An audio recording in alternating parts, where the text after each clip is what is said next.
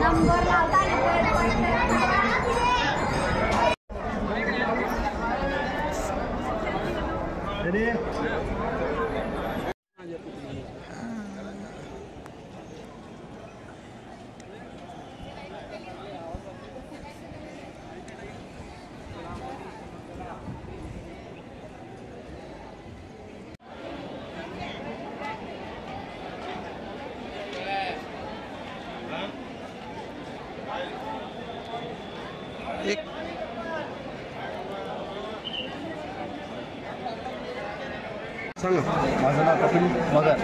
आम्ही हिंगोली जिल्ह्यातून आलेलो आहोत, तालुका वसमत।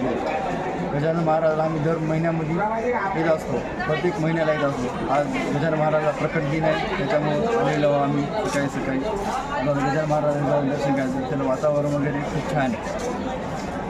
गजानन महाराजांचा 146वा प्रगट दिनोत्सव आज शेगाव येथे अति उत्साहामध्ये साजरा करण्यात येत आहे। आम्ही सध्या संत गजानन महाराजांच्या मंदिराच्या बाहेरील पटांगणामध्ये आहोत। आपण पाहू शकता येथे भाविक भक्तांचा अलोट असा जनसागर पसरलेला आहे। प्रत्येक भाविक भक्त महाराजांच्या दर्शनाकरता उतावीळ झाला असून संपूर्ण नगरी जी आहे ती गणगण गणात बोतेच्या आवाजामध्ये संपूर्ण भारतभर प्रसिद्ध असलेलं गजानन महाराज संस्थान हे नेहमी भाविकांच्या सेवेसाठी ओळखलं जातं।